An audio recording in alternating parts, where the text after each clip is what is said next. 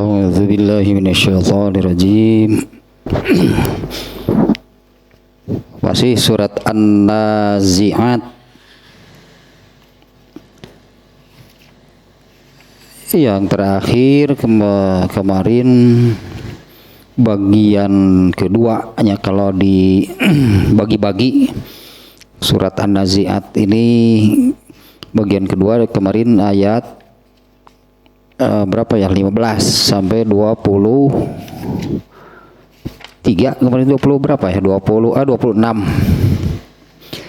ya, isinya tentang kisah Nabi Musa dengan Firaun ya, intinya itu ya, kisah Nabi Musa dengan Firaun, dan dimana ini sambungan atau secara makna gitu ya, korelasinya dengan bagian pertama dari ayat 1 sampai 14. Allah mengungkap kisah Nabi Musa dengan Firaun itu untuk memberitahu itu kepada Rasulullah SAW apa yang dialami oleh Nabi sebelumnya. Nah, di mana hal itu kan dialami juga itu oleh Rasulullah SAW. Nah, sampai di sana itu ini maksud Allahnya bagian kedua kisah Nabi Musa dan Firaun itu untuk memberitahukan Rasulullah SAW dan juga untuk menghibur Nabi itu agar tidak terlalu sebutnya ya, jangan tidak terlalu bersedih lah. Karena umatnya gitu, umat Rasulullah SAW saat itu tidak mau juga percaya adanya hidup setelah mati. Nah, sekarang kita lanjutkan ya ke bagian ketiga dari surat ini, yaitu mulai dari ayat 27 sampai 33, di mana ini menekankan lagi gitu ya, Allah menekankan lagi tentang adanya hidup setelah mati, tentang adanya hari kebangkitan. Karena hakikatnya kan kalau sebutannya mati ya, mati meninggal dunia gitulah, sebutannya mati, wafat, meninggalkan dunia itu sebetulnya kan namanya mati. Apa sih gitu yang mati itu apa? Mati itu kan bukan hilang gitu, artinya bukan manusia itu bukan hilang, tapi dipindahkan tempat hidupnya dari alam dunia ke alam berikutnya, yaitu alam kubur atau alam barzakh. Itu yang disebut meninggal dunia itu demikian. Jadi orang yang meninggal dunia itu bagaimana? Bukan hilang, artinya bukan hilang gitu ya. Ya kalau tanpa penjelasan ya, tanpa penjelasan dari Allah ya, tanpa penjelasan dari Allah, artinya menurut akal ya, menurut akal manusia, apabila seseorang meninggal dunia itu berarti ya berakhirlah orang tersebut. Asalnya hidup kemudian jadi mati, jadi tidak bisa apa-apa. Yang nampak oleh manusia itu adalah jasadnya. Nah, jasadnya ini kan yang menurut manusia itu manusia itu adalah jasadnya. Ya, menurut manusia itu adalah jasad. Ruh itu ibarat baterai. Itulah kalau kalau mainan anak-anak pakai baterai hidup. Habis baterainya mati. Nah, manusia itu menurut manusia adalah jasad yang dikasih baterai. Gitulah tentu. baterainya habis ya sudah, ya, terus diapakan? Ya sampah, berarti sudah yang menghidupkannya sudah tidak ada, tinggal jasadnya, kemudian dikubur. Pada akhirnya kan jasad yang dikubur itu akan hilang. Nah seolah-olah manusia itu ya sudahlah hilang gitu. Jadi nah sebetulnya kan Allah menjelaskan meninggal dunia itu manusia meninggal dunia bukan hilang. Karena manusia yang sesungguhnya itu adalah ruhnya. Manusia yang sesungguhnya itu adalah ruhnya.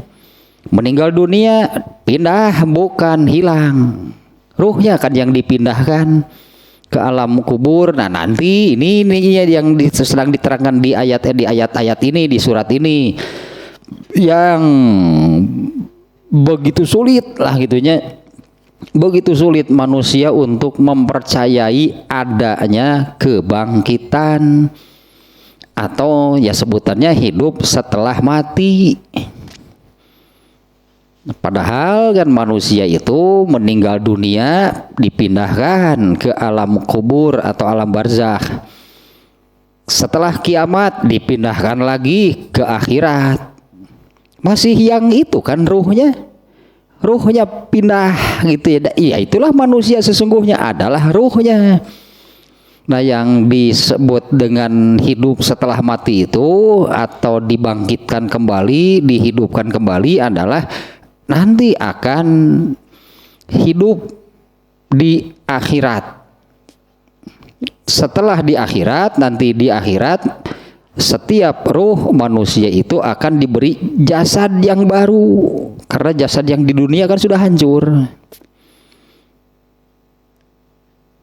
Nah manusia sulit gitu kalau tidak beriman kepada Rasulullah, kalau tidak percaya dengan penjelasan Rasulullah SAW, kalau hanya mengandalkan logika, mengandalkan akal, ya seperti tadi pasti manusia itu manusia akan memandang bahwa kalau meninggal itu berarti baterainya habis, dan baterainya entah kemana, berarti baterainya habis, berarti ya tinggallah seonggok jasad yang tidak berdaya, karena yang menghidupkannya sudah hilang, kemudian dikubur. Ketika jasad itu dikubur kan kemudian hilang. Nah akal manusia Pak hanya sampai di sana, berarti yang sudah meninggal dunia itu hilang. Baterai nama menguap lah gitu, baterai nama menguap hilang. Yang tinggal adalah jasadnya. Kemudian kan dikubur, hilang juga, hilang berarti. Nah Allah menjelaskannya diantaranya melalui surat ini, karena di dalam Al-Quran banyak yang menerangkan, banyaknya yang menerangkan, ya disebutnya dihidupkan kembali, ya hidup setelah mati, ada juga sebutannya dibangkitkan kembali. Nah kalau Al-Quran, hadis banyak yang menerangkan demikian. Nah orang-orang kafir yang mereka kan tidak percaya kerasulan Muhammad SAW, juga tidak percaya pasti dengan segala yang dibawa, yang disampaikan, yang diajarkan oleh Rasulullah SAW. Nah Rasulullah kan menyampaikan ayat-ayat ini itu kan yang menerangkan adanya hidup setelah mati. Karena terhadap Rasulullahnya juga tidak percaya, maka semua penjelasan dari Rasulullah juga tidak dipercaya.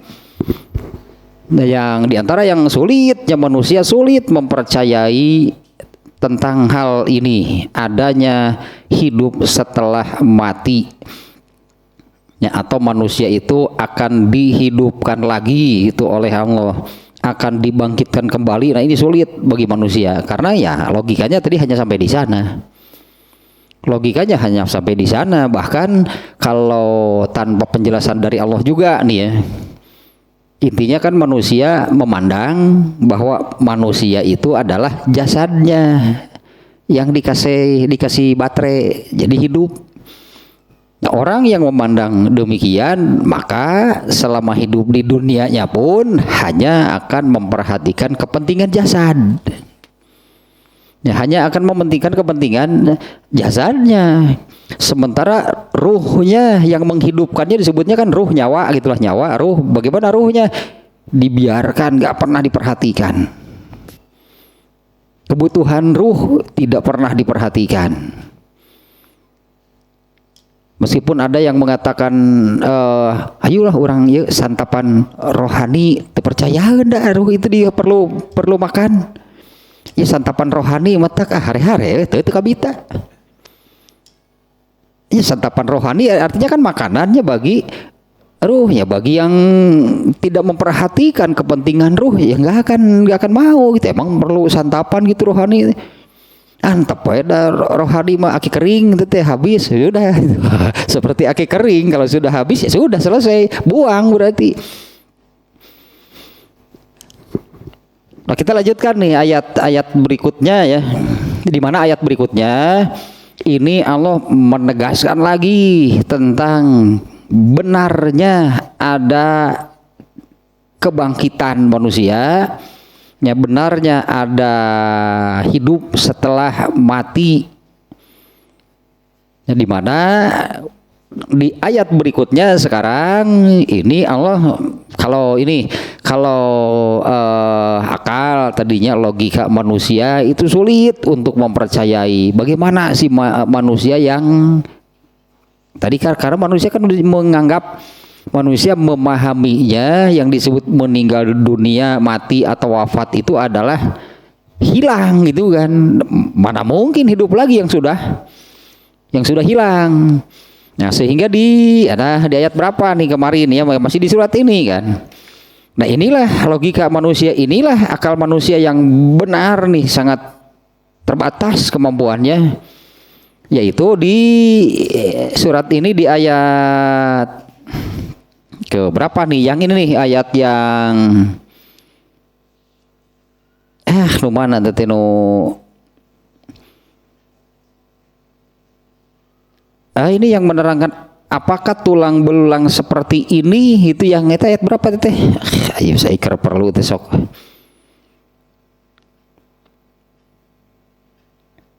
Yaquluna inna lamarduduna fil hafiroh inna kud ini ayat ke-11. Ya inilah logika manusia memang seperti ini. Aiza kunna izoman nakhiroh. Nah, apakah kami akan dihidupkan lagi setelah ini aiza kunna, apakah setelah kami izoman nakhiroh telah menjadi tulang belulang yang keropos, itulah tulang belulang yang keropos, tulang belulang yang berserakan, tulang belulangnya saja hancur. Ini juga kan yang pernah terjadi orang-orang kafir di zaman Rasulullah SAW itu, mereka malah sengaja membawa tulang belulang manusia, dibawa gitu dibawa kepada Rasulullah SAW. Lalu mereka maksudnya kan menunjukkan ketidakpercayaan, maksudnya meledek, mengejek mereka. Sengaja membawa tulang belulang manusia lalu dibawa ke hadapan Rasulullah SAW. Kemudian mereka mengatakan, apa tulang belulang seperti ini yang kamu katakan manusia hidup lagi? Ya, apa tulang belulang seperti ini? Artinya tulang belulang yang sudah keropos, sudah banyak yang patah, mungkinnya tulangnya sudah hampir gitulah. Nah, dulu orang kafir pernah melakukan demikian, membawa tulang belulang manusia dibawa ke hadapan Rasulullah. Kemudian mereka mengatakan, apa tulang belulang seperti ini yang kamu katakan manusia nanti hidup lagi? Karena manusia itu kemampuannya terbatas, hanya berdasarkan apa yang nampak. Dari yang sudah meninggal, yang tersisa apanya? Tulang, berarti yang tersisa tulang belulang. Kemudian mereka memang maksudnya menunjukkan ketidakpercayaannya sambil mengejek dianggap ini keterangan penjelasan aneh gitu bagi mereka, aneh, nyeleneh, hidup lagi. Apa tulang belulang seperti ini yang kamu katakan manusia hidup lagi? Itu nah kalau di sini di ayat 11 kan demikian. Apakah setelah kami menjadi tulang belulang, kami ini akan dihidupkan lagi? Nah di ayat ini, ayat mulai 27 berartinya sampai 33, Allah mengulang tentang meyakinkan gitu, ingin menekankan, meyakinkan benarnya atau meyakinkan benarnya ada hidup setelah mati. Kalau tidak percaya terhadap ayat Al-Quran, katakanlahnya terhadap ayat Al-Quran, terhadap penjelasan dari Rasulullah tentang hal tersebut. Nah di ayat ini mulai ayat 27 sampai 33 Allah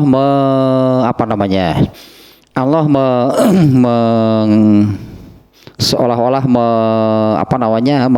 membangkitkan gitulahnya.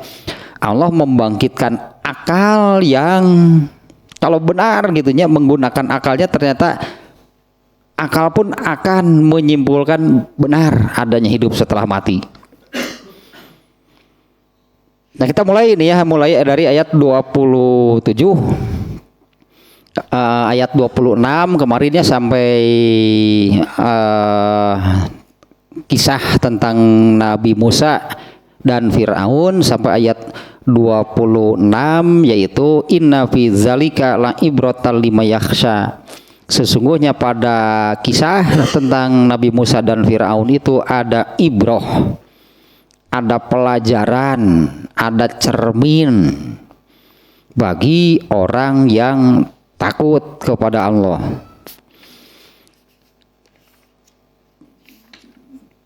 Nah sebelum masuk ke ayat 27-nya ya, kaitannya gitunya, korelasi biasanya kita mengikuti dari kitab ini, korelasinya antara ayat 27 sampai 33 dengan bagian sebelumnya, yaitu kisah Nabi Musa dan Firaun. Nah setelah Allah menerangkan kisah Nabi Musa dan Fir'aun, maksud di sininya di dalam rangkaian surat ini, rangkaian ayat-ayat ini, Allah memuat kisah Nabi Musa dan Fir'aun itu untuk memberitahukan bahwa yang mengalami demikian itu bukan hanya Rasulullah SAW. Nabi-nabi sebelumnya juga mengalami hal demikian. Penolakan, penentangan, diejek, dijadikan guyonan gitu. Itu bukan hanya Rasulullah yang mengalami demikian. Nabi Musa juga mengalami, dan juga untuk sebutnya menghibur lah itu ya. Menghibur Rasulullah agar jangan terlalu sedih atas penolakan, penentangan kaumnya ketika beliau menyampaikan yang benar. Dari dulu juga sebetulnya gini, loba anu teu beukeun nu bener teh. Ada loba geuning nu teu beukeun nu kanu bener mah. Banyak dari umat-umat sebelumnya juga sama. Teu beukeun dibere nu bener mah. Bahkan di surat Al-Maidah-nya ayat 42, kemudian ada yang di 50 berapa gitulahnya. Kalau yang disampaikan oleh semua utusan Allah ya, yang disampaikan oleh semua utusan Allah itu adalah al-haq disebutnya kan, kebenaran yang sesungguhnya, benar yang sebenar-benarnya. Semua yang disampaikan oleh nabi-nabi utusan Allah itulah al-haq, benar yang sebenar-benarnya. Nah, kalau di ini kalau di surat Al-Maidah ayat 42, ayat itu rangkaian ayat menerangkan Yahudi. Orang-orang Yahudi itu justru mereka itu kesukaannya adalah kebohongan. Justru mun resep teh nu bohong. Mun aya kabar burung konon, wah digoreng nu kitu mah, di resep mun kitu diolah gitu diolah lah, dibesar-besarkan. Kalau yang hanya sekedar kabar burung sebutannya, kabar angin, mitos, menukar itu Yahudi maka resepna. Tapi ketika diberi al-haq, diberi kebenaran yang sesungguhnya oleh Nabi Musa, datebekieun sebut lagi.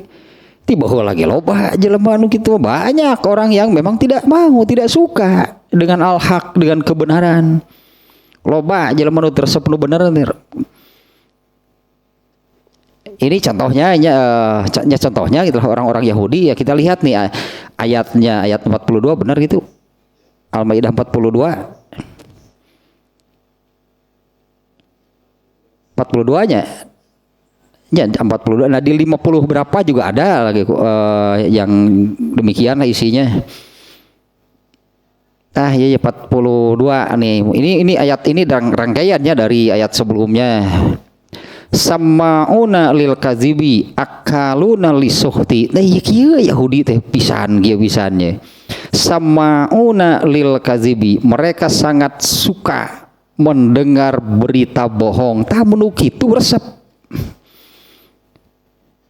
Ya yang bohong, yang tidak jelas kebenarannya gitulahnya. Kabar bohong yang tidak jelas kebenarannya, ya di kita ini itu yang sebutannya konon. Menurut kabar burung kan nggak jelas kebenarannya. Tah menu kitu digoreng, wah digoreng diolah resep menu kitu mah. Mun ngobrol ke nu kitu geus teu-teu geus sebutna teh terus berkembang, dikembangkan.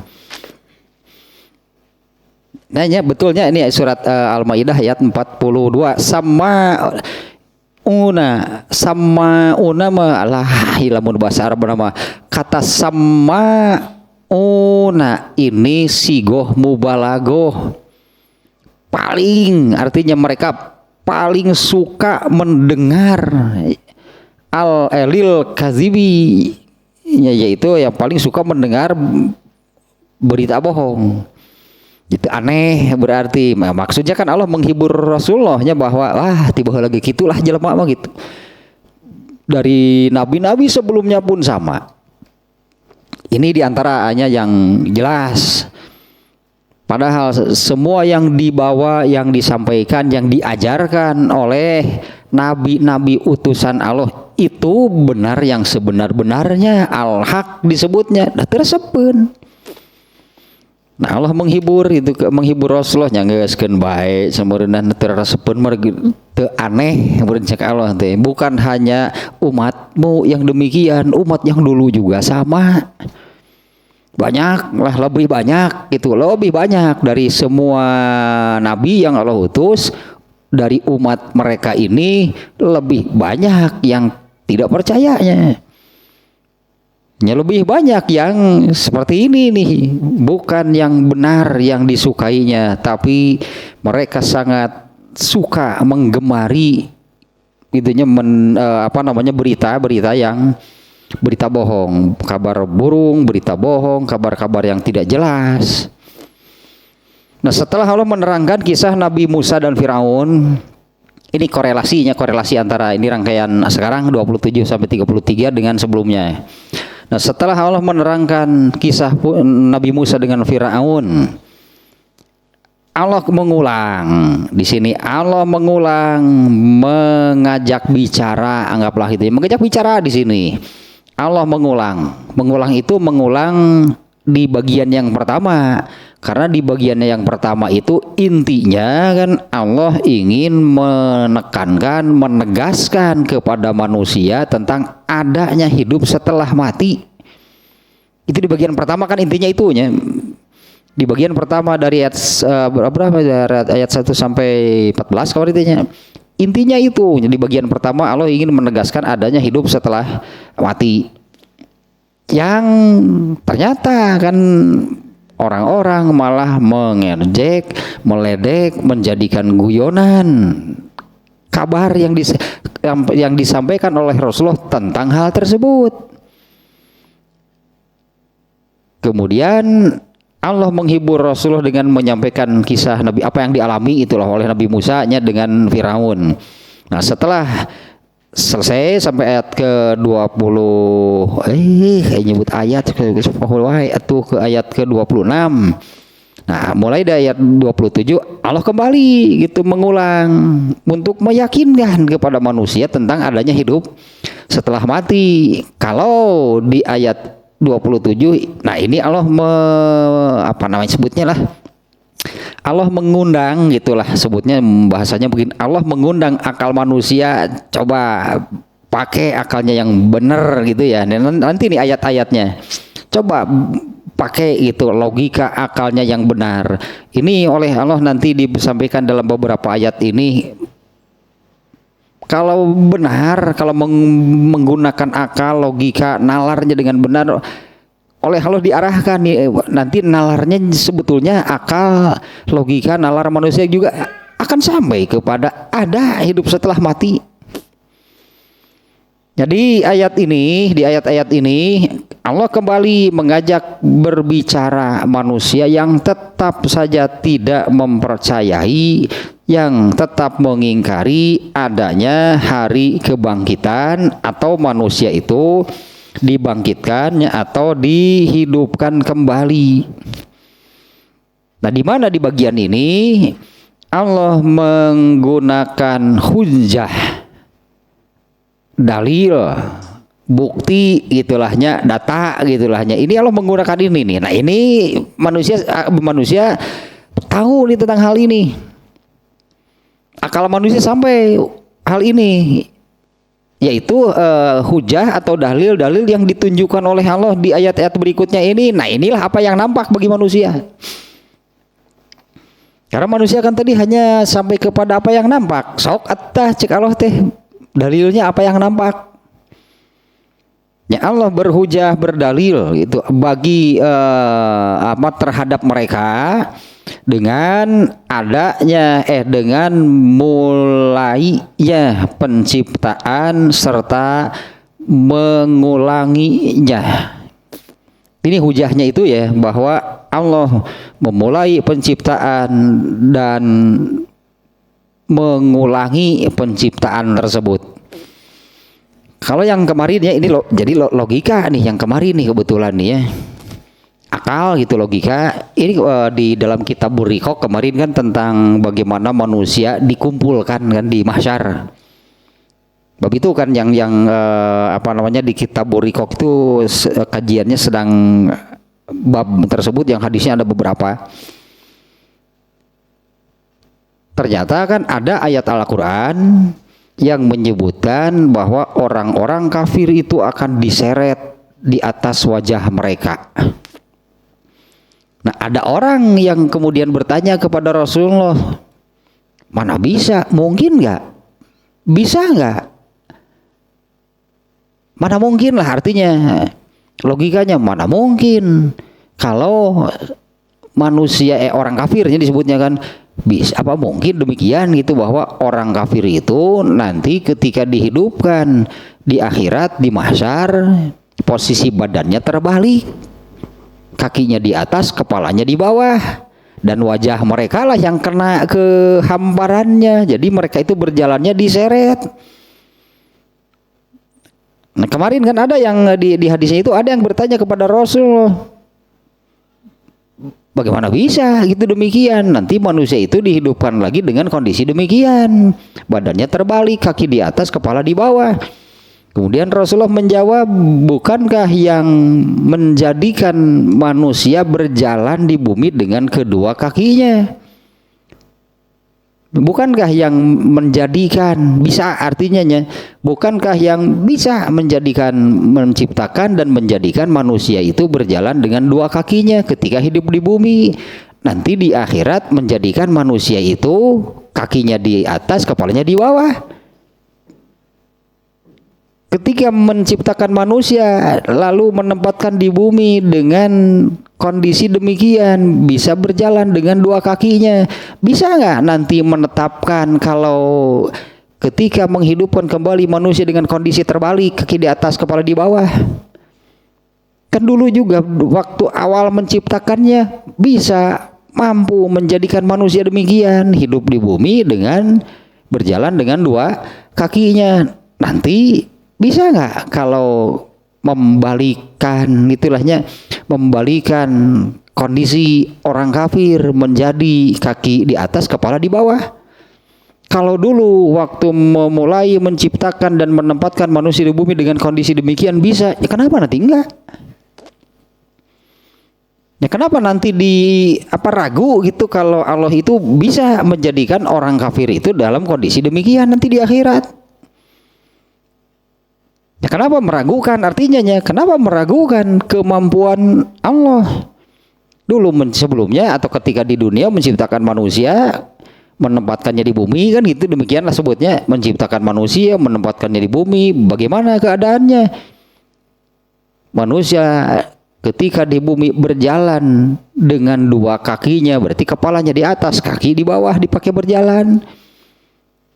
Nah, Allah yang mampu melakukan demikian, nanti mampu nggak kalau menjadikan kepalanya di bawah, kakinya di atas? Ya kenapa enggak gitu kan? Nah, kembali lagi sini nih ya. Nah, ini nih Allah berhujah. Allah berdalilkan ini untuk menstimulasi gitulahnya akal manusia supaya jadi percaya dengan adanya bahwa manusia itu akan dibangkitkan lagi, dihidupkan lagi. Nah, Allah berdalil, berhujahkan tentang bagaimana Allah menciptakan dan bagaimana Allah akan mengulangi penciptaannya. Ya, karena, nah ini nantinya gitu ya di dalam ayat-ayatnya. Allah menciptakan 7 lapisan langit yang sedemikian mengagumkan, sedemikian menakjubkan, sedemikian indahnya menurut pandangan manusia welah itu, karena langit yang hakiki ya langit yang sesungguhnya kan gaib sebetulnya. Tapi langit menurut manusia adalah ya kalau kita mengarahkan pandangan ke atas itu yang terlihat oleh manusia. Tak langit gitulah menurut manusia mah. Ternyata kan keadaan langit malam hari dengan siang hari beda. Ya menurut manusia kan langit di malam hari dengan siang hari kan beda. Kalau siang hari katakanlah terang, ada matahari. Kadang-kadang kalau cerah gitu langit kalau langit cerah itu terasa. Tapi kalau langit sedang berawan yang gelap jadi menakutkan kan sebetulnya. Kalau cerah kan ya namanya juga cerah, jadi membawa keceriaan lah gitulah. Kalau langit cerah itu manusia ceria. Coba kalau berawan yang gelap, jangan menakutkan. Nah itu langit menurut manusia itu apalah yang terlihat. Kemudian kalau malam hari ada bulan, ada bintang, di mana bintang itu ternyata juga banyak lahnya fungsinya untuk manusia. Apalagi fungsi gaib mungkinnya secara gaib di antara yang Allah sebutkan bintang itu untuk melempar setan. Wah itu mah kalau logika mungkinnya logika akan sulit, itu harus pakai iman. Percaya demikian karena Rasulullah yang menerangkan. Ya karena percaya kepada Rasulullah maka ya percayalah kepada semua yang diterangkan. Ternyata hal itu tentang ini ya bintang itu dijadikan atau digunakan oleh Allah untuk melempar setan. Padahal kan bintang segede apa gitu, kemudian setan itu sebesar apa. Tapi begitu mudahnya gitu kalau seolah-olah masuk ke dalam hati manusianya sekecil ini, setan sebesar apa. Ternyata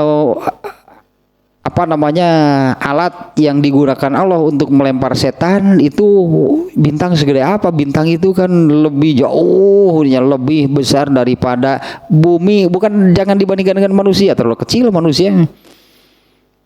Bahkan bintang itu dibandingkan dengan bumi tempat tinggal seluruh manusia saja kan bintang ini ukurannya segede apa. Itu digunakan untuk melempar setan. Jadi setan itu segede apa. Nah itu kalau tidak pakai iman sulit lah itunya untuk menerima hal tersebut. Nah, Allah menciptakan 7 lapis langit yang itunya begitu indah, begitu mengagumkan. Apalagi mungkinnya bagi orang yang mempelajari tentang astronomi, ilmu falak, perbintangan, nukar itulah. Aya nu mempelajari perbintangan ngan saukur kitu bintang teh Leo, Virgo. Nu karar itu sebut perbintangan teh. Ieu mah ya dasar kemampuannya sangat rendah terus dipakai ngaramal nu kitu teh. Dipakai ngaramal mingguan, ngaramalna teh kan rezeki didinya apes deui kaduhung teh baca eta. Keuangan parah didinya teh. Rezeki apes asmara apalagi didinya teh. Dulu kan ada koran-koran koran ukaran itulah suka ada kan nu ramalan gitu setiap bintangnya kan ada bintangnya teh paling dipakai gitu deh. Padahal fungsi bintang itu diantaranya kan sebagai kompas ya arah digunakan untuk petunjuk arah. Kalau dulu bukan hanya di zaman Rasulullah, katakan di zaman Rasulullah kan orang berjalan di tengah padang pasir terus mau ke arah mana?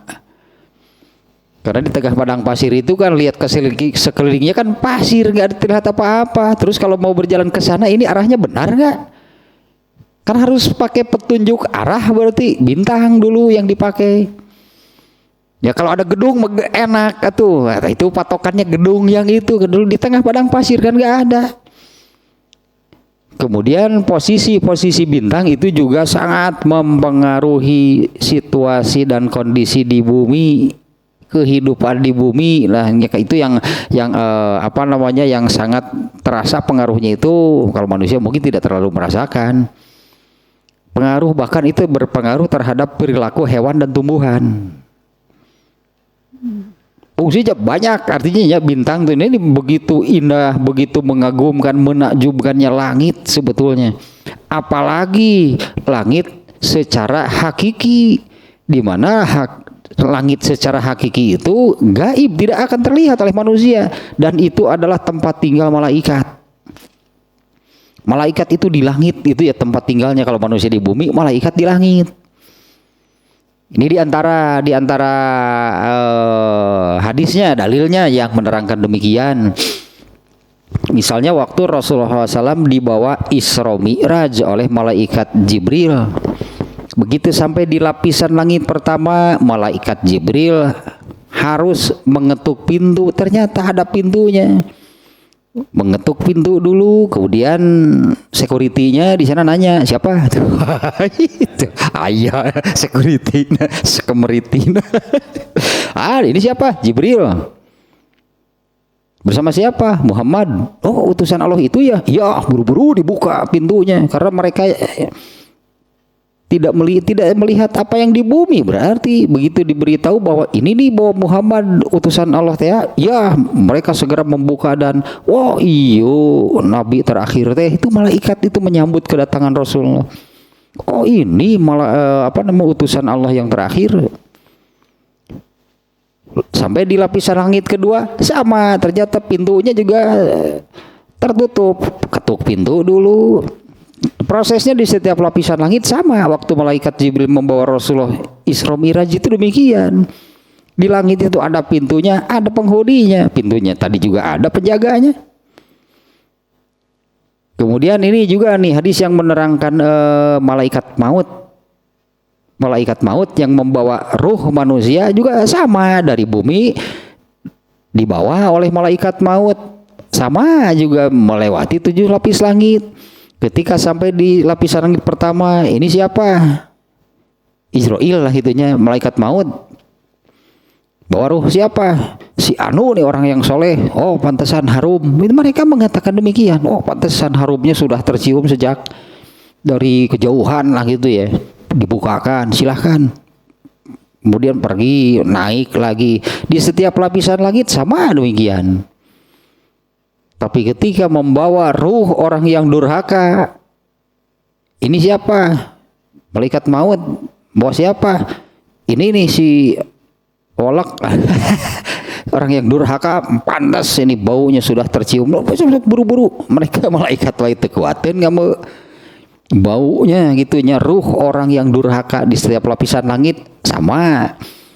Nah itu langit yang sesungguhnya, langit yang hakiki itu gaib, tidak terlihat oleh manusia, dan itu adalah tempat tinggal malaikat. Seberapa besar ukuran malaikat? Ukuran malaikat itu sebesar apa? Ya diantaranya hadis nu ieu teh jarak dari bumi ke lapisan langit terdekatnya itu 70 tahun perjalanan. Dari lapisan langit pertama ke lapisan langit kedua jaraknya sejauh 70 tahun perjalanan, sama semuanya. Di atas 7 lapis langit itu ada samudra yang kedalamannya itu sejauh 70 tahun perjalanan. Di atas laut itu ada malaikat yang anggaplah yang menjaga, mungkinnya ada malaikat yang menjaga arsy tempat tinggal Allah. Dari dampal kaki sampai lututnya malaikat sejauh 70 tahun perjalanan. Segede apa malaikat? Itu langit yang sesungguhnya, yaitu tempat tinggal malaikat. Kalau langit menurut manusia mah ya kita lah eta nu bintang kecil di langit yang biru pokoknya mah kebun putih. Kalau malam kan kalau malam kan gitu, bintang kecil di langit yang biru, oh langitnya biru, itulah menurut kasat mata manusia. Padahal hakikatnya langit itu gaib seperti ini sebetulnya. Menurut penglihatan atau yang terlihat dan yang bisa dijangkau dipelajari, karena manusia juga kan ada yang mempelajari tentang ruang angkasa lah gitu ya. Banyak yang mempelajari. Apa namanya ilmu astronomi yang mempelajari tentang angkasa gitulah.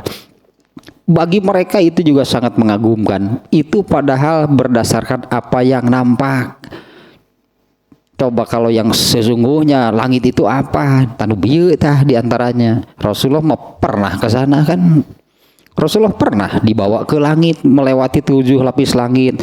Di lapisan langit pertama Rasulullah itu bertemu dengan Nabi Adam. Lalu di lapisan langit pertama itu Rasulullah melihat apa saja. Nah, kembali ke sini Allah telah menciptakan 7 lapis langit yang itulah menakjubkan, mengagumkan, keindahan dan kemegahannya entah seperti apanya yang sesungguhnya. Kemudian juga Allah menciptakan bumi, di mana kan bumi itu kalau dibandingkan dengan alam raya seluruhnya, dibandingkan dengan benda-benda di alam raya atau dibandingkan dengan bintang dan planet lain lah itunya, bumi ini ternyata ukurannya amat sangat kecil bumi. Nah, sementara oleh Allah bumi itu diadakan untuk ditinggali dan tempat hidup manusia. Jadi manusianya sebesar apa? Kalau buminya saja gitu hakikatnya dibandingkan dengan bintang-bintang dan planet yang ada di alam raya ini, bumi itu nggak ada sebetulnya, sebesar debu lah gitu. Buminya sebesar demikian, nah manusianya di mana Allah menciptakan bumi ini oleh Allah diadakan, diciptakan untuk ditinggali dan menjadi tempat hidup manusia. Dan bukan oleh 1-2 orang, miliaran orang, semua manusia ada di bumi. Jelema letik-letik teuing enggak tuh. Jadi betapa amat sangat kecilnya manusia, padahal buminya saja sedemikian kecilnya. Yang dibandingkan dengan dengan seluruh alam raya gitu, apalagi bumi di mana? Mau ketingali bumi mah itu. Kalau seluruh alam raya anggaplah, kalau ini hanya kita membayangkan gitunya. Kalau kita melihat dari luar, anggaplah kita melihat dari luar, oh ini alam raya itu misalnya gitunya, kita melihat dari luar, oh ini alam raya yang Allah ciptakan, bumi sebelah mana? Mau ketingali itu bumi tidak akan terlihat. Tapi Allah menjadikan bumi itu untuk ditinggali dan tempat hidup manusia, dan Allah menyediakan segala keperluan hidupnya selama manusia di dunia, ada semuanya. Tidak usah mencari dari luar bumi lah, itu untuk kepentingan, untuk kebutuhan manusia, mencari keluar bumi. Mau apa, semua di bumi itu ada. Nah sekarang sudah mulai, bukan sekarang sihnya, sudah mulai itu orang berpikir untuk hidup di planet Mars. Terus hidup di sana mau bagaimana? Ya anggaplah kalau misalnya ini orang sana, orang Eropa, orang Amerika yang berpikir demikian, makanan sehari-harinya apa? Ya makanan mereka sehari-hari apa gitu ya? Roti misalnya, ayam mau di planet Mars. Nu dagang roti bakar ngider tapi di dieu atuh. Nu dagang roti bakar ngider mah di dieu itu mah. Anu make selai teh.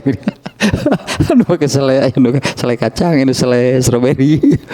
Emang di Mars aya tukang dagang roti nu didorong da moal aya.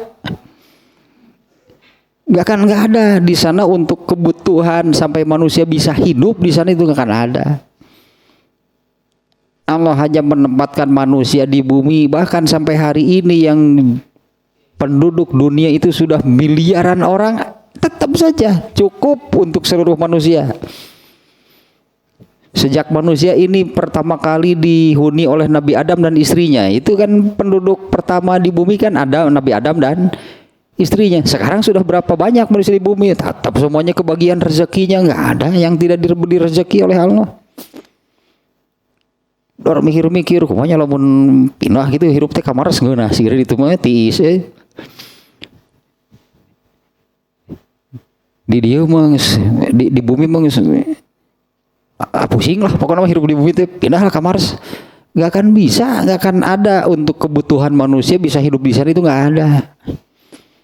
Paling juga karena Mars itu ada udara untuk bernafas seperti di bumi. Emang bernafas wungkul hirup di bumi teh mun kitu teu raes hirup.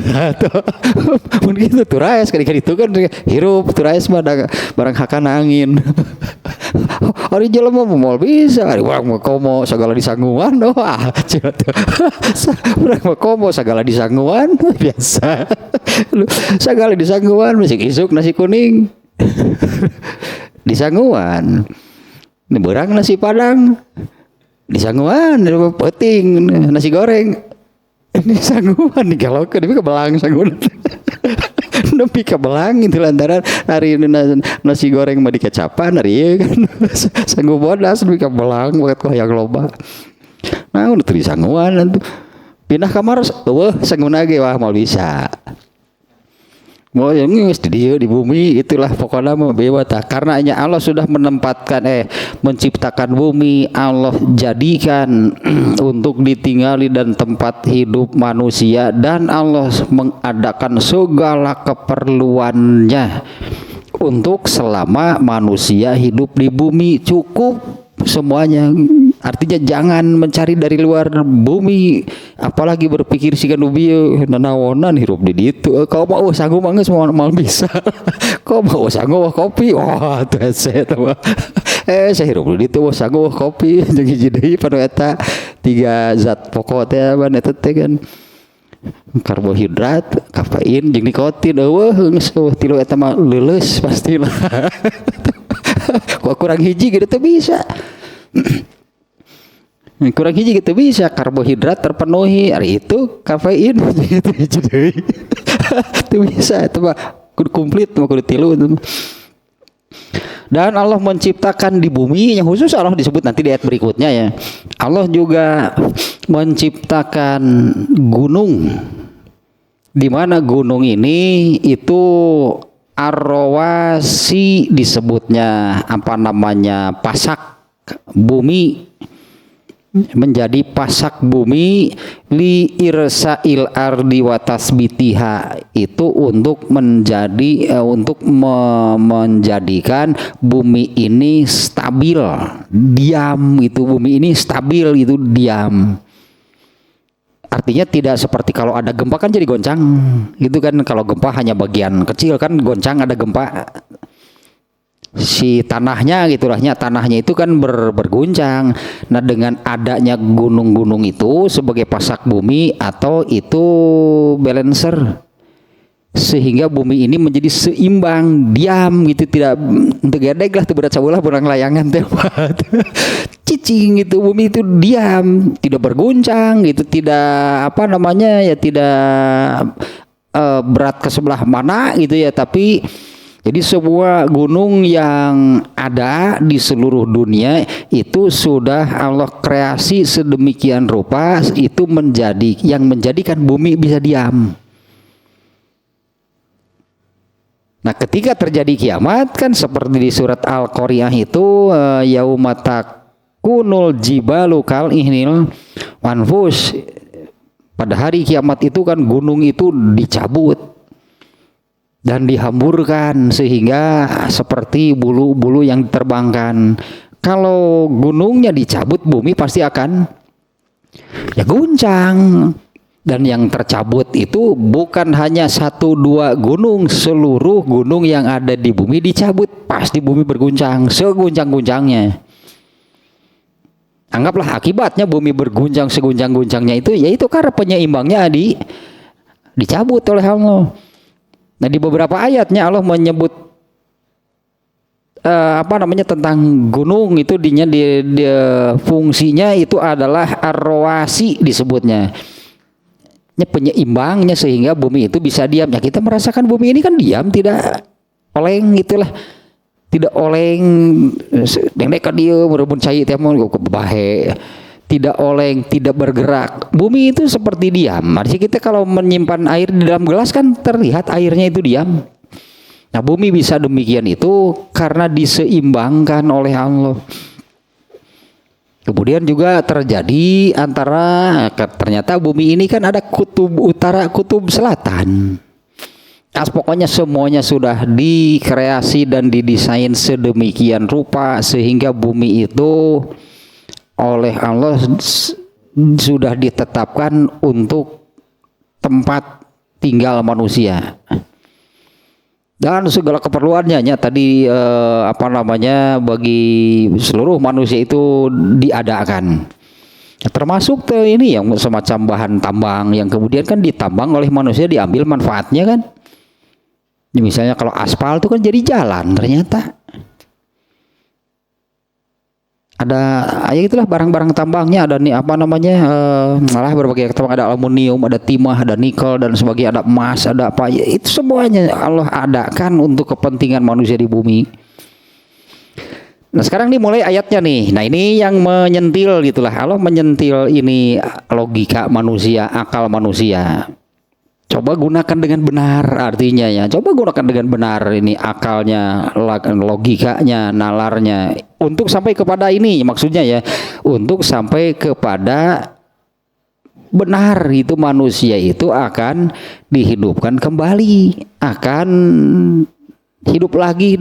Karena kan kalau kita percaya itunya, kalau manusianya percaya kepada penjelasan atau apa yang dibawa oleh Rasulullah, gampang sebetulnya. Karena Al-Qur'an ataupun hadis, jadi kan yang disampaikan oleh Rasulullah itu kan Al-Qur'an, itu kan kemudian hadis sabdanya banyak keterangannya, yaitu yang tadi bahwa manusia itu setelah meninggalkan dunia bukan hilang, tapi dipindahkan tempat hidupnya ke tempat hidup berikutnya, yaitu alam kubur atau alam barzakh.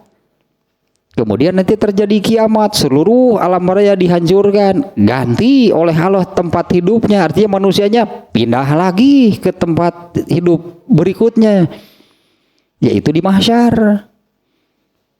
Nah dari mahsyar nanti terakhir manusia akan meninggalkan mahsyar semuanya. Mahsyar ini tempat awal kemunculan manusia di akhirat, nanti akan ditinggalkan. Nah meninggalkan mahsyar ini kemana? Ada yang ke surga, ada yang ke neraka. itu diringkas itu oleh Allah, diantaranya tahapan hidup manusia itu oleh Allah diringkas itu di surat Al-Baqarah ayat 28. Itu Allah sudah menerangkan ini begini seperti itu gitu tahapan hidup manusia. Dan ayat itu ini makanya kalau kita percaya, kalau kita yakin ke atas kebenaran Rasulullah SAW, apa yang disampaikannya,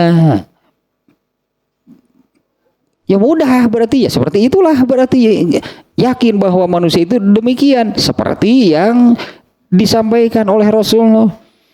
Di antaranya ayat Quran tadi surat Al-Baqarah ayat 28. Sebetulnya ayat itu kan diawali dengan bagaimana bisa manusia itu kufur kepada Allah. Kaifa takfuruna billah, bagaimana bisa kalian kufur kepada Allah. Wa kuntum, nah ini nih Allah menerangkan tahapan hidup manusia. Wa kuntum amwata, dulu kalian itu tidak ada. Sebelumnya manusia itu kan tidak ada. Adanya itu diadakan oleh Allah, seperti seluruh alam raya ini juga asalnya tidak ada. Kemudian diadakan oleh Allah atau diciptakan oleh Allah, jadi ada. Manusia juga sama. Bagaimana bisa kalian kufur kepada Allah? Wa kuntum amwata, dulu kalian itu tidak ada. Fa ahyakum, kemudian Allah menghidupkan kalian, itu di bumi tanya yang dimaksud. Summa yumitukum, kemudian Allah mematikan kalian. Ini yang disebut meninggal dunia atau meninggalkan dunia. Fa ahyakum summa yumitukum, kemudian Allah mematikan kalian. Summa yuhyikum, kemudian Allah akan menghidupkan kembali kalian. Summa ilaihi turja'un, akhirnya hanya kepada Allah lah semua kalian akan dikembalikan. Kan jelas kalau menurut ayat Quran, itulah hidup, tahapan hidup manusia. Mulai dari tidak ada, lalu diadakan, diciptakan, hiduplah di dunia, kemudian Allah mematikannya, memindahkannya dari alam dunia, nanti akan dihidupkan kembali, dan terakhir summa ilaihi turja'un, kemudian hanya kepadanya lah kalian semua akan dikembalikan. Untuk apa? Mau apa dikembalikan kepadanya? Yaitu untuk dimintai tanggung jawab, diadili persisnya oleh Allah. Semua manusia akan diadili oleh Allah tentang semua amal yang telah dilakukannya selama di dunia. Dan balasan dari Allah atas amal selama di dunia itu ya ada dua lah. Kalau tidak masuk surga, masuk neraka. Kalau percaya kepada ayat itu ya sudah mudah gitu sebetulnya. Kalau dengan beriman, oh seperti itu tahapan hidup manusia, Allah sudah menerangkan. Ayat Quran ataupun hadis yang banyak yang demikian yang menerangkan seperti itu. Diantaranya yang saya ingat di surat Al-Baqarah ayat 28, yaitu ayat tersebut yang menerangkan tahapan hidup manusia.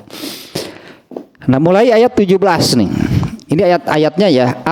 Antum asyaddu khalqan amis sama'u banaha rafa'aha samkaha fasawwaha. Antum asyaddu khalqan amis sama'u banaha. Nah ini mulai gitu Allah coba yang benar pakai akalnya. Allah mempertanyakan seperti ini. Antum asyaddu khalqan, apakah kalian itu manusia asyaddu khalqan yang lebih sulit dalam hal penciptaannya amis sama'u banaha dibandingkan dengan langit, bagaimana Allah menciptakan dan mengkreasi, membangunnya. Dari ukurannya saja kan tadi manusia sebesar apa, berobor manusia. Nah buminya saja kan kalau saya bandingkan membayangkan demikiannya. Kalau ini alam raya gitunya, ini alam raya di seluruhnya yang Allah ciptakan. Anggaplah kita melihat dari luar, ini alam raya. Nah di alam raya ini bumi itu keberadaannya di mana? Da moal katingali atuh bumi mah leutik teuing. Bumi itu amat sangat kecil dibandingkan dengan seluruh alam raya, apalagi manusia yang menjadi penghuni di bumi. Semakin manusia itu benar-benar amat sangat kecil. Nah, di ayat ini mulainya seperti ini. Apa menurut kalian, artinya menurut nalar atau menurut logika kalian, kalian itu lebih sulit itu bagi Allahnya, apa menciptakan manusia itu lebih sulit bagi Allah itu dibandingkan dengan menciptakan langit? Nah, di mana langit ini di sini disebutkannya bagaimana Allah menciptakan langit dan membangunnya. Nanti ada di beberapa ayat. Jadi ibarat langit itu ibarat atap, itulah atap bagi ini bumi. Nah, atapnya itu langit. Nah, atap inilah seperti kalau ini sebuah rumah kan ada atapnya. Nah, Allah menggambarkan demikian. Bagaimana? Apakah kalian menganggap bahwa asyaddu kholqon gitunya penciptaan kalian itu lebih sulit atau langit? Amis sama'u banaha, atau langitnya yang bagaimana Allah menciptakannya dan Allah menyempurnakannya. Itunya kurang lebih seperti mana ya teh. Nah, dia telah meninggikan amis sama'u banaha antum asyaddu khalqan amis sama'u banaha, itu ayat 27. Kemudian ayat 28-nya rofa asamkaha fasawaha, dia yang telah meninggikan. Sudah saya terjemah nagenya. Dia Allah yang telah meninggikan bangunannya lalu menyempurnakannya. Ini bicara tentang langit. Allah meninggikan bangunannya dan menyempurnakannya. Kalau di surat Luqman ayat 10 atau 9. Ya, surat Luqman ayat 10 atau 9 kita lihat nih ayatnya nih. Itu ayatnya yang hari perlu besok. Khalaqas samawati bi ghairi amadin tarawunaha. Itu redaksi ayatnya di ayat ke-10 ya kalau salahnya. Khalaqas samawati bi ghairi amadin tarawunaha. Bagaimana Allah menciptakan langit, khalaqas samawati bi ghairi amadin, tanpa tiang. Bagaimana maksudnya gitu menciptakan langit tanpa tiang? Anggaplah manusia di bumi, langit itu atapnya. Langit itu atap dari bumi. Tapi tanpa tiang gitu, antara bumi dan langit itu tanpa tiang. Geura baca ayatnya kena. Surat Luqman ayat ke berapa? 31.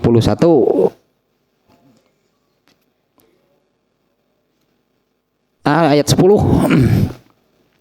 Khalaqas samawati bi ghairi amadin tarawunaha wa alqa fil ardi rawasiya an tamida bikum wa bassa fiha min kulli dabah wa anzala minas sama'i ma'an fa ambatna fiha min kulli zaujin karim. Ini ayat 10-nya surat Luqman. Dia menciptakan langit tanpa tiang. Apa maksudnya? Ibarat kalau bumi itu tempat tinggal manusia, nah atapnya itu adalah atap dari bumi ini adalah langit. Langit itu atap bagi bumi. Langit sebagai atap rumahku. Dan bumi sebagai lantainya. Kena bener gitu. Langit atap tanpa tiang. Sementara kalau manusia membuat langit-langit kan ada tiangnya. Ayo membandingkan nih, kalau membuat masjid misalnya, kalau manusia nih membangun masjid, agak luas saja sedikit pasti ada tiang beton. Itu kan menyangga atapnya kan. Tahin mah ayat ini menyebutkan dia menciptakan langit tanpa tiang. Anggaplah demikian itu langit itu seperti kalau manusia membuat lalangit, bahasa Sunda namanya membuat lalangit pasti di tiangan. Kenapa? Runtuh tanpa tiang. Jadi ya secara ini nih dia menciptakan langit tanpa tiang sebagaimana kamu melihatnya. Padahal ketinggali kan sebetulnya langitnya tadi itu gaib langit. Dan dia menempatkan gunung-gunung di permukaan bumi agar bumi tidak menggoyangkan kamu, agar bumi itu tidak bergetar, tidak goyang, tidak oleng gitulahnya. Itu ini diantaranya yang fungsi dari gunung itu adalah penyeimbang bumi, sehingga bumi ini benar-benar seimbang, diam, itu bumi tidak bergetar, tidak bergoyang, tidak oleng. Dia yang meletakkan, yang menempatkan gunung-gunung di permukaan bumi agar bumi itu tidak menggoyangkan kamu. Dan dia Allahnya yang mengembangbiakkan segala macam jenis makhluk yang bergerak, yang bernyawa di bumi. Dan kami turunkan air hujan dari langit, lalu kami tumbuhkan padanya segala macam tumbuh-tumbuhan yang baik. Katanya ayat 10 katanya yang itu menerangkan langit itu atap sebetulnya bagi bumi, tapi antara langit dan bumi itu tanpa tiang, tanpa penyangga. Manusia ada yang bisa demikian nggak? Coba membuat atap dari sesuatu, pasti ada tiangnya. Kalau tanpa tiang kan berarti kan runtuh. Atau kalau ada bangunan yang tiangnya roboh, maka atapnya juga akan roboh. Langit nggak roboh menimpa bumi itu padahal tanpa tiang. Jadi secara eksplisitnya Allah menyebutkan demikian. Dia menciptakan langit tanpa tiang. Itu ada beberapa sebetulnya di ayat Quran yang menerangkan demikian. Kembali ke sini nih, ini ayatnya antum asyadu khalqan amis sama'u banaha. Apakah menurut kalian, anggaplah gitunya, apa menurut pikiran kalian itu lebih sulit penciptaannya bagi Allah dibandingkan dengan bagaimana Allah menciptakan langit dan membangunnya. Sementara tadi langit itu kalau disebut bangunan sebesar apa langit? Penghuni nawai malaikat segera dikitu teh. Penghuni langit itu kan malaikat, yang ada di langit itu penghuninya adalah malaikat. Sebesar apa malaikat? Di antaranya hadis yang tadi. Betis kemudian dari dampal kaki, dari mata kaki itu sampai lututnya saja itu panjangnya betis dari malaikat itu sejauh 70 tahun perjalanan. Langitnya sebesar apa sebagai tempat tinggalnya? Ini ayat yang ini dimulai ini yang tadi lahnya menyentil, menggugah akal manusia. Apa menurut kalian penciptaan kalian lebih sulit dibandingkan dengan bagaimana Allah menciptakan dan membangun langit yang ada 7 lapis itu semuanya dengan ukuran yang sedemikian besar. Nah, kalau di surat Luqman ayat 10 tadi itu Allah menyebutnya Allah membangun langit tanpa tiang sehingga tidak runtuh, tidak jatuh menimpa bumi. Rafa'aha samkaha, dan Allah meninggikan. Nah, ini jadi susah terjemahnya nih ya. Rafa'a samkaha fasawaha, dianya Allah telah meninggikan bangunannya atau telah meninggikan langit. Kalau diibaratkan sebuah bangunan, itu bangunan yang sangat tinggi, lalu Allah menyempurnakannya. Nah, ini kan Allah menggugah akal manusia. Apa menurut kalian menciptakan kalian manusia itu lebih sulit bagi Allah dibandingkan dengan bagaimana Allah tadilahnya mengkreasi, membangun langit? Kalau diibaratkan sebuah bangunan itu bangunan yang tinggi dan tanpa tiang. Apa kalian lebih pikir lebih sulit bagi Allah untuk menciptakan, merekonstruksi lah gitu ya, menciptakan kembali manusia? Memulai ciptaannya saja Allah mampu dengan menciptakan seluruh makhluknya dengan sempurna. Padahal dulu Allah menciptakan seluruh makhluknya itu kan tanpa sebutan tanpa bahan, tanpa contoh, tanpa dibantu siapapun. Semuanya Allah lakukan sendirian, menciptakan, mengadakan seluruh alam raya, dan semua bagian-bagian di alam rayanya ini sempurna. Kemudian Allah menerangkan manusia akan dihidupkan kembali. Nah ini apa menurut kalian ini lebih sulit? Mengulang merekonstruksi penciptaan manusia. Coba bandingkan mana yang lebih sulit. Menciptakan, Allah membandingkannya dengan langit di sini kan, menciptakan, mengadakan dari tidak ada menjadi ada. Menciptakan, mengadakan langit yang sedemikian megahnya, sedemikian besarnya, dibandingkan dengan Allah mengulangi, merekonstruksi penciptaan manusia. Nah ini logikanya, akalnya, mana yang lebih sulit sebetulnya? Mengulangi penciptaan atau menciptakan sesuatu yang baru? Ini baru satu yang Allah sebut langit saja. Apa bagi kalian Allah menghidupkan kembali kalian itu lebih sulit dibandingkan bagaimana dulu Allah memulai penciptaan langit yang sedemikian megah, mengagumkan lah gitu aja, mencengangkan, sedemikian ya apalah bahasanya gitunya, mencengangkan, mengagumkan, sedemikian indah dan megahnya karena sangat-sangat besar ukurannya. Menciptakan, mengadakan yang demikian saja mampu, apalagi kalau hanya sekedar mengulangi, merekonstruksi manusia yang pernah diciptakan. Piraku tuh bisaeun. Sehingga manusia sampai seperti tadi orang-orang kafir di zaman Rasulullah sengaja bawa tulang belulang manusia lalu dibawa ke hadapan Rasulullah. Apa manusia seperti ini yang kamu katakan hidup lagi? Cek Nabi atau gitu mah. Nah, Allah di sini menggugah akal nih ya. Kalau tidak percaya, tidak mau beriman terhadap penjelasan dari Rasulullah, sok atuh kieu pakai akalnya, katakanlah gitu ya.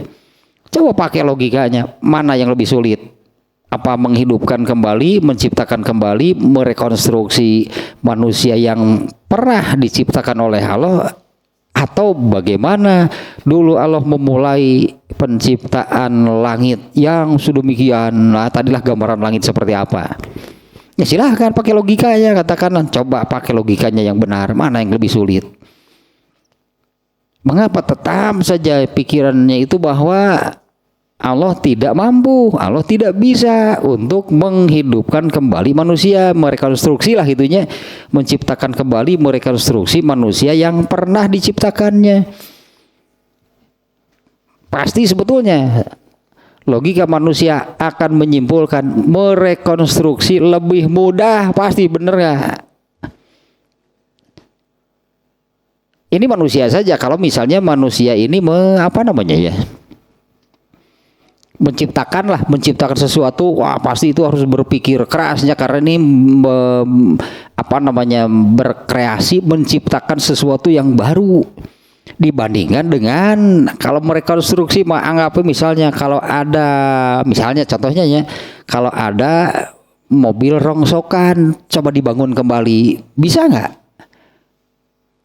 Ya dibangun sehingga mobil ini jadi baru lagi lah, atau tinggal melanjutkan, rangka masih ada kan, sasis masih ada, dibandingkan dengan menciptakan, mengadakan dari tidak ada menjadi ada. Itu mikirnya gila dengan menciptakan sesuatu. Tapi kalau merekonstruksi itu tinggal eta di beberes nu aya kan, merekonstruksi kan demikian, membangun kembali itu kan. Nah, apa bagi kalian ini di antum asyadu khalqan amis sama'u banaha? Apa menurut kalian Allah mengulangi, merekonstruksi, menghidupkan kembali manusia yang pernah diciptakan oleh Allah? Itu menurut kalian lebih sulit bagi Allah dibandingkan dengan ya bagaimana dulu Allah membangun langit,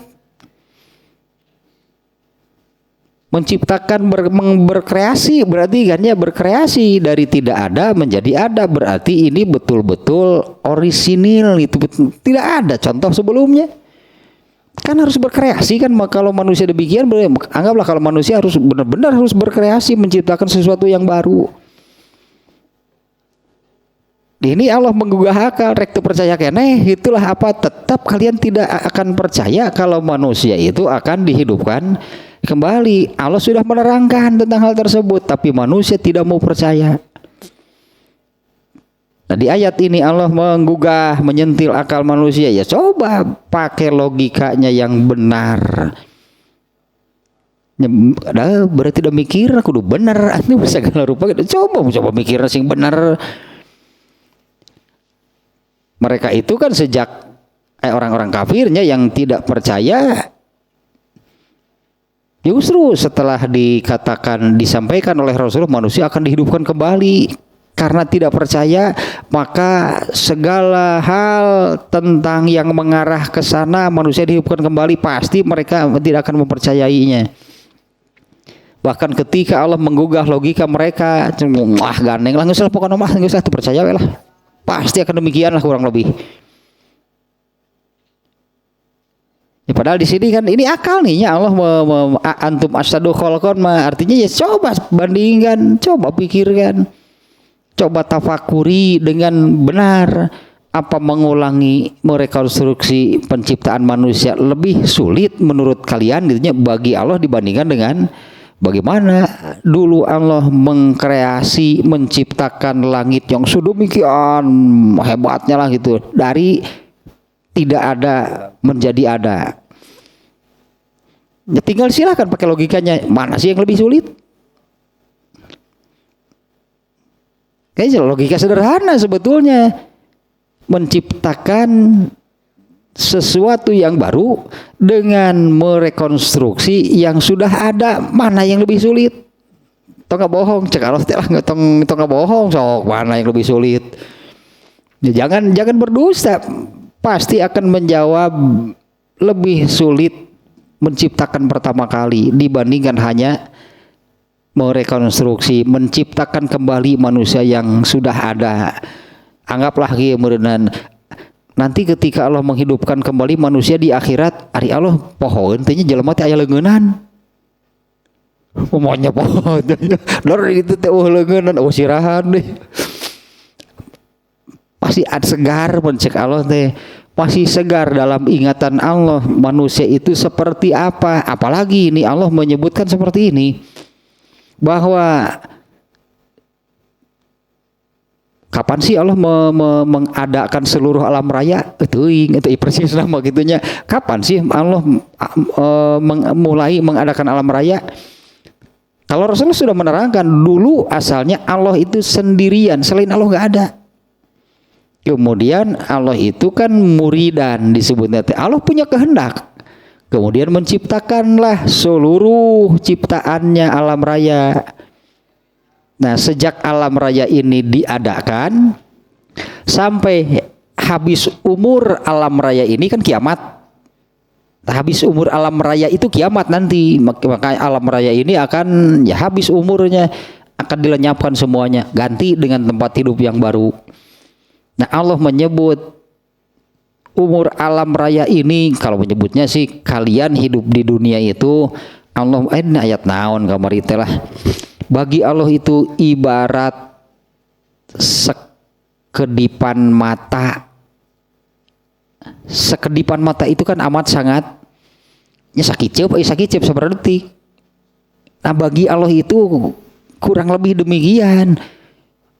Kalian hidup di dunia itu ibarat atau hanya sekedipan mata, sekedipan mata itu artinya kan sangat cepat banyak Allah jauh poho ari jalma baheula teh kumahanya wujud itu pas ketika mau menciptakan kembali di akhirat teh kala deui jelema teh kumaha baheula teh bisa keur di dunia teh oh atuh pan sekedipan mata teh urang bieu tah inget keneh atuh Allah itu masih ingat anggaplah nya ini kan logikanya main akal Allah masih ingat pasti manusia itu seperti apa ketika Allah merekonstruksi nggak akan salah. Karena umur alam raya ini di mata Allah itu ibarat gitu tak hanya sekedipan mata selesai alam raya sekarang pindah ke alam akhirat. Artinya baru saja gitu Allah menciptakan sudah dihapus lagi. Allah masih ingat ya manusia seperti apa? Kan merekonstruksi berarti menciptakan kembali, menghidupkan kembali itu kan merekonstruksi penciptaan manusia. Allah masih ingat ke manusia seperti apa? Ya iyalah pasti. Ini orang-orang yang tidak percaya adanya hal tersebut, mereka menganggap ya bagaimana gitu, hanya bagaimana manusia bisa dihidupkan kembali. Itu bagi Allah apa yang sulit? Ya bagi Allah apa yang sulit? Bahkan ini logika nih Allah menggugah coba berpikirnya yang benar. Seperti barusan lah. Karena di mata Allah umur alam raya sekarang ini yang di situnya alam raya teh langit, bumi dan seluruh isinya itu sekedipan mata di mata Allah hanya sebentar, sangat sebentar. Artinya menurut logika bahwa Allah pasti masih ingat manusia itu seperti apa. Kemudian Allah sudah menyatakan bahwa Allah akan menghidupkan kembali, berarti kan merekonstruksi manusia yang pernah diciptakannya. Masa bagi Allah sulit? Berkreasi menciptakan dari tidak ada menjadi ada, berkreasi menciptakan langit saja bagi Allah itu mudah.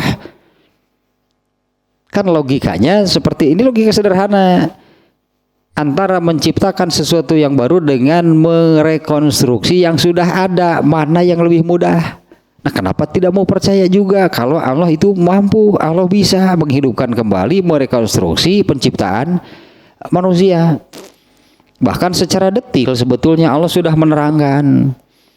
Di antaranya bahwa manusia itu ketika dihidupkan kembali nanti di akhirat ukuran badannya itu sama semuanya, yaitu setinggi ukuran manusia pertama yaitu Nabi Adam. Itu Allah bahkan sudah menerangkan sampai demikian.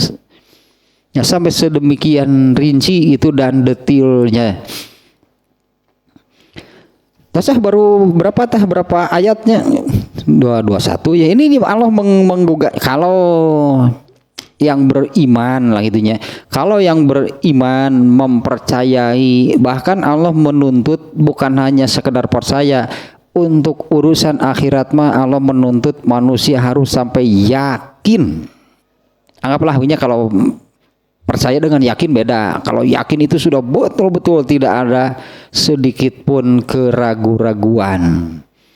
Ya, untuk urusan akhirat mah Allah menuntut manusia harus betul-betul yakin dengan semua penjelasan, dengan semua ilmu yang Allah terangkan bagi manusia tentang akhirat. Tidak boleh ragu.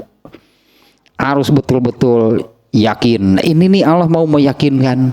Kalau sulit menggunakan ayat, katakanlahnya, kalau sulit menggunakan ayat-ayat Al-Quran, di sini Allah menggugah akal manusia. Sok, atulah kalau tetap percaya karena ayat mah. Pikirkan oleh kalian mana yang lebih sulit. Tadilah hanya seperti yang barusan. Teruslah tanya baru ayat 3 ayat 3 ayat bukan ayat 3 baru 3 ayat 8 17 27 papuket wae 27 sampai 29 nya baru itu tuh awalnya Allah menggugah pikiran manusia. Jangan coba bandingkan antara yang dua barusan, merekonstruksi manusia dengan menciptakan langit, mana yang lebih sulit. Gitulah oleh Allah diberi PR gitu tak orang-orang yang tidak percaya ya sok pikiran.